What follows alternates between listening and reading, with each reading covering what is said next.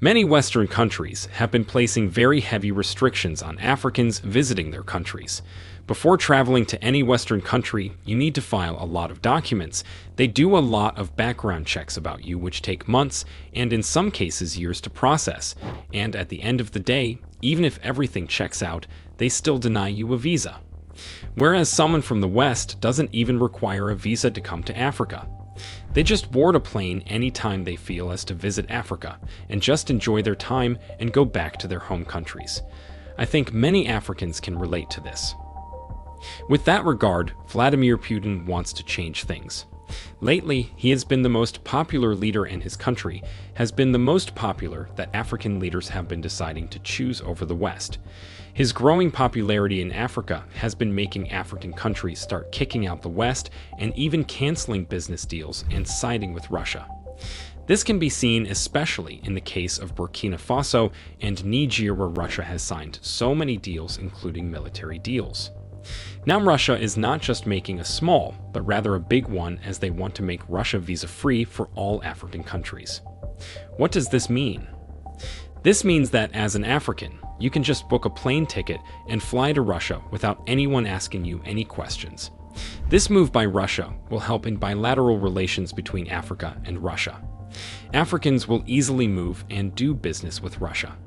They will find investment opportunities and even decide to live in Russia, unlike the West, which makes this so hard. Russia is making this easy, just as China did some years back. For example, to get a visa to China won't take up to a month from Africa. This has made many Africans move to China for business and more. This has made many Africans first in China and prefer it over the West. Russia is making a similar move, and hopefully this will work out. In recent statements, Oleg Ozerov, ambassador-at-large of the Russian Foreign Ministry and head of the Secretariat of the Russia-Africa Partnership Forum, revealed that Russia has established visa-free arrangements with 6 African nations and is actively pursuing similar agreements with other countries on the continent. The ambassador explained that Russia currently has visa-free arrangements in place with 6 African countries, and discussions are ongoing with additional states. Furthermore, Russia's commitment to enhancing collaboration and streamlining interactions between Russian citizens and those of African nations is clearly outlined in the action plan adopted during the second summit. As such, Russia remains open to engaging with all interested African countries. Regarding the time frame for reaching such agreements, Ozerov emphasized that it is subject to negotiation. Additionally, Ozerov highlighted Russia's existing agreement for visa-free travel with 32 African countries for holders of diplomatic service passports. He says each process is incremental. Each agreement necessitates separate negotiations with African countries, he clarified. Africans can also become citizens of Russia, but this pathway is different and almost immediate. This is for Africans who decide to serve in the Russian military. In a recent decree issued by President Vladimir Putin, Africans who decide to participate in Russia's actions in Ukraine are now eligible to apply for Russian citizenship for themselves and their families. According to the decree, individuals who have signed contracts during what Moscow terms its special military operation in Ukraine can submit applications to obtain Russian passports for themselves, their spouses, children, and parents.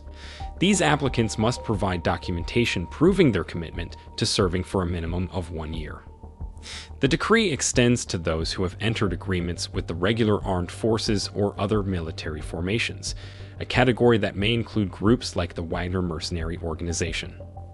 The intention behind this measure seems to be to provide additional incentives for foreigners with military experience to consider joining Russian forces. While Moscow does not disclose figures regarding the number of foreign fighters aligned with its forces in Ukraine, previous reports have highlighted instances, such as Cuban recruits who enlisted in exchange for bonuses far exceeding the average monthly salary in Cuba, as well as African individuals recruited by Wagner, some of whom lost their lives in action. An intelligence report declassified by the United States estimated that Russia has incurred significant casualties in the Ukraine conflict, with approximately 315,000 troops either killed or wounded, constituting nearly 90% of its initial personnel strength at the conflict's outset. In September 2022, Russia initiated its first mobilization since World War II, enlisting an additional 300,000 men. There has been ongoing speculation that a similar mobilization could occur again, possibly following the upcoming presidential election in March, where Putin is widely expected to secure another 6-year term with ease. Despite ongoing discussions about the need for further mobilization, the Kremlin has consistently maintained that additional mobilization efforts are unnecessary. This position is supported by the fact that a significant number of men voluntarily signed contracts last year to serve as professional soldiers, alleviating the immediate need for mass mobilization. However, the true toll of the 22-month-long conflict between Russia and Ukraine remains undisclosed by both parties. While casualties and losses are likely substantial, neither country has provided comprehensive figures.